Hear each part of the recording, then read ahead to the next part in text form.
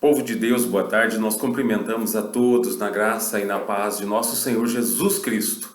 Eu gostaria que você abrisse a sua Bíblia no Antigo Testamento, o livro de Crônicas, capítulo 7, versículo 14. Permaneça com a sua Bíblia aberta. Nós vamos hoje tratar do assunto arrependimento. Para isso eu abri minha Bíblia aqui e vou ler com vocês Segundo de Crônicas, capítulo 7, versículo 14. É um versículo muito conhecido de todos nós. E assim diz a palavra do Senhor, assim diz as palavras que fluem do trono da graça de Deus, palavras do Senhor nosso Deus e Pai. Se o meu povo, que se chama pelo meu nome, se humilhar e orar, buscar a minha face e se afastar dos seus maus caminhos, dos céus o ouvirei, perdoarei o seu pecado e curarei a sua terra.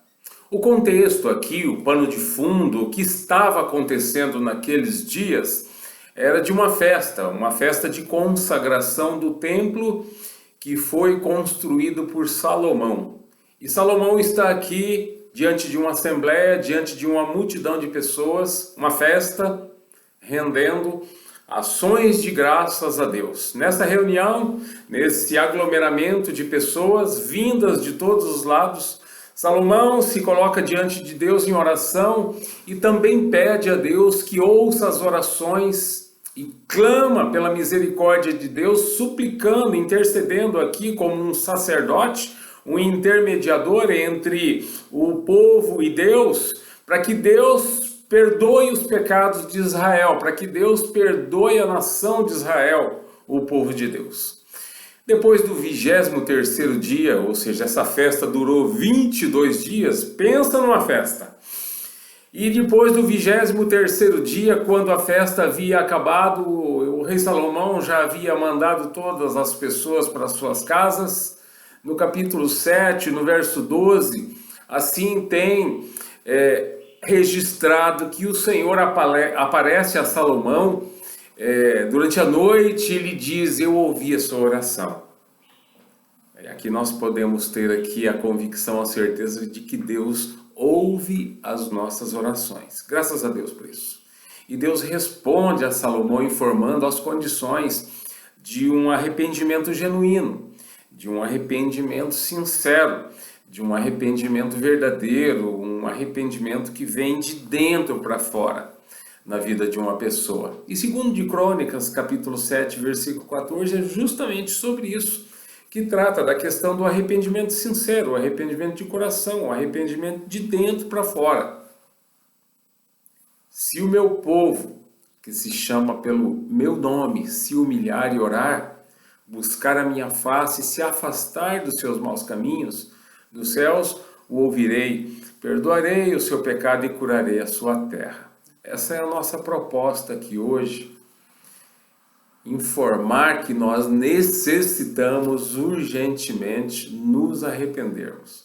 Nós precisamos nos arrepender todos os dias. Todos os dias nós precisamos renovar a nossa aliança com o Senhor. Todos os dias nós precisamos estar em oração.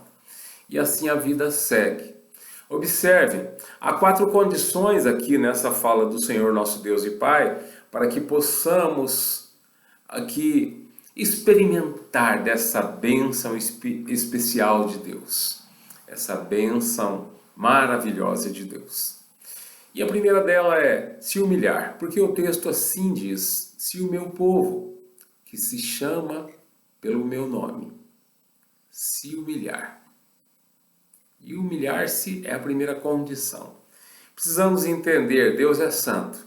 E Deus também exige santidade na vida daquelas pessoas que se propõem a caminhar com Ele, a segui-lo, a andar com Ele. O apóstolo Pedro entende isso e coloca lá para a igreja, em 1 de Pedro, capítulo 1, verso 16, sejam santos, porque eu sou santo. Ele está aqui reproduzindo uma fala do Senhor nosso Deus e Pai. Então nós precisamos reconhecer que somos dependentes de Deus, que necessitamos desesperadamente de Deus.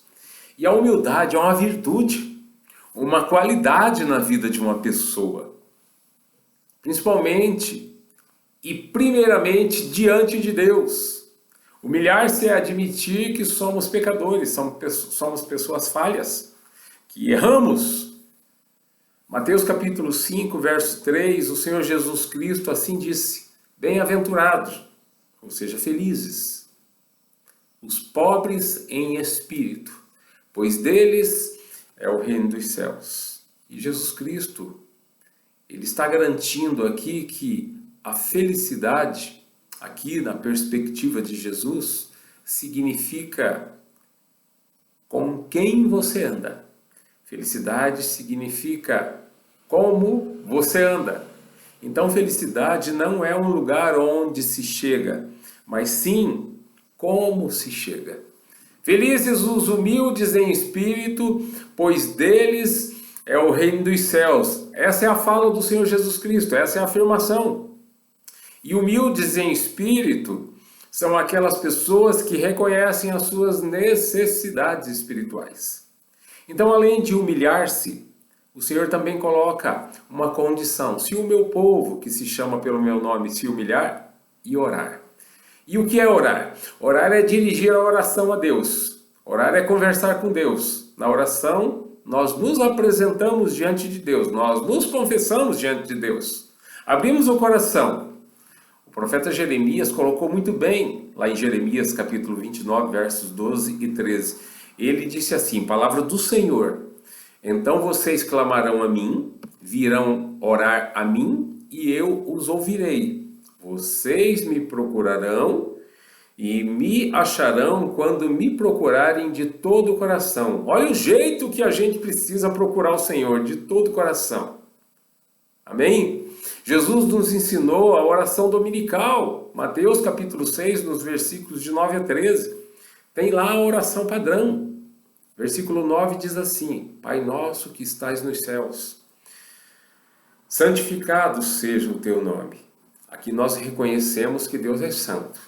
No verso 10 diz assim: venha o teu reino, seja feita a tua vontade, assim na terra como no céu. Olha o que nós oramos: venha o teu reino e seja feita a tua vontade. A tua, Senhor, não a minha. Porque a vontade do Senhor precisa ser a minha vontade. O reino de Deus, ele reflete o seu amor, a sua justiça, a sua glória. E nós pedimos que isso seja sobre nós. E mais, seja feita a tua vontade, assim na terra como no céu. A vontade do Senhor precisa ser feita na terra, assim como já é no céu. Nós nos rendemos à vontade soberana, absoluta de Deus sobre as nossas vidas. E somos conformados à sua vontade em nossas vidas. Então a oração confiante, ela santifica-nos. Quando eu me disponho a orar, me disponho também a mudar. A oração nos ensina a aprender a ouvir a Deus. Nós não oramos porque sentimos vontade, mas sim, o Espírito Santo é quem nos convida a orar. É quem coloca em nós um desejo, uma vontade, uma necessidade de Deus. O Espírito Santo é quem provoca em nós esse desejo, essa vontade em orar. A oração é um convite a experimentarmos uma vida de santidade, uma vida de relacionamento, de intimidade com Deus. Eu me lembro aqui agora do Salmo 25, no verso 14, que diz assim que a intimidade do Senhor é para aqueles aos quais Ele dará a conhecer da sua aliança. Isso é intimidade. E intimidade com Deus é bom para mim, é bom para você, é bom para a nossa saúde física, emocional e espiritual. Mas tem mais uma condição. O texto assim diz: se o meu povo, que se chama pelo meu nome, se humilhar, orar e me buscar. Buscar a Deus continuamente, todos os dias, a todo instante, a todo momento, em função desse prazer que esse relacionamento me proporciona. Jesus é o grande exemplo, o grande modelo de relacionamento com o Pai. Jesus nos orienta a estabelecermos prioridades em nossas vidas. E a prioridade primeira precisa ser Deus. Jesus disse: busquem em primeiro lugar o reino de Deus e a sua justiça, e as demais coisas serão acrescentadas. Então, sem preocupação com as demais coisas, sem ansiedades pelas demais coisas. O que são as demais coisas? São comer, beber, vestir. É isso que faz com que as pessoas se preocupem. E a ordem aqui é: não se preocupem com essas coisas. Busquem em primeiro lugar o reino de Deus e a sua justiça.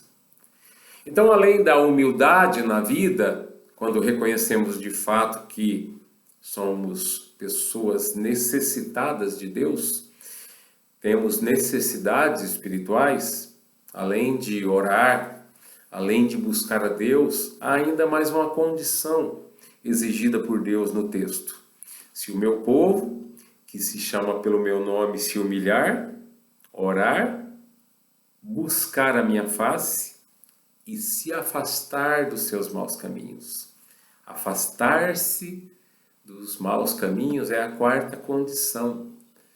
Uma pessoa que reconhece as suas necessidades espirituais, uma pessoa que ora, que busca a Deus em todos os momentos da sua vida, consequentemente, é uma pessoa que passa a caminhar pelos caminhos do Senhor. Consequentemente, essa pessoa, ela consequentemente se afasta dos maus caminhos.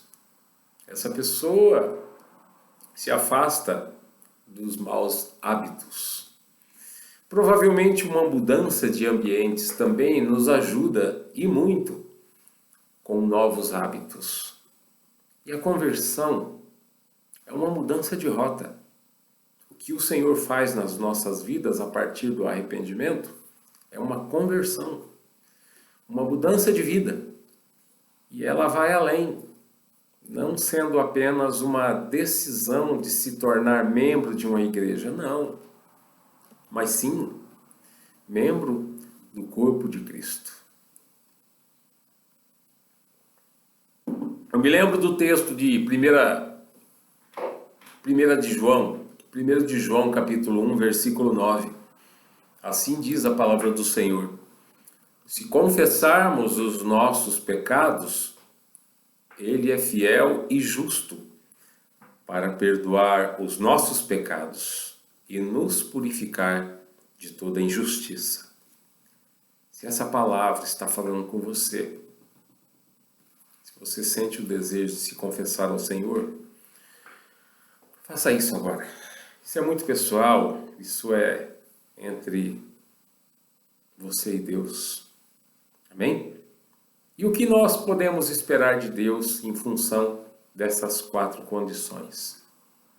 O texto nos informa que Deus diz: então eu ouvirei dos céus, perdoarei os seus pecados e curarei a sua terra.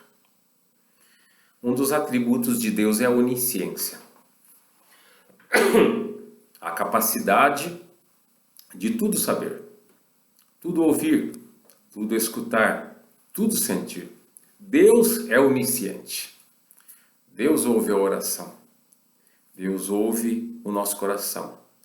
Deus sabe dos nossos pensamentos. Sabe o que você está pensando aí, onde você está neste momento.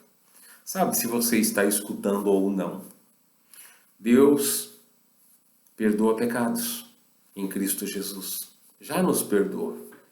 Deus nos sara. Deus nos cura. Deus nos libertou e ainda nos liberta. Deus promove a salvação das nossas almas em Cristo Jesus. Glória a Deus por isso. O Senhor afirma, de hoje em diante, 2 de Crônicas, capítulo 7, versículo 15. Essa palavra é para você, é para mim.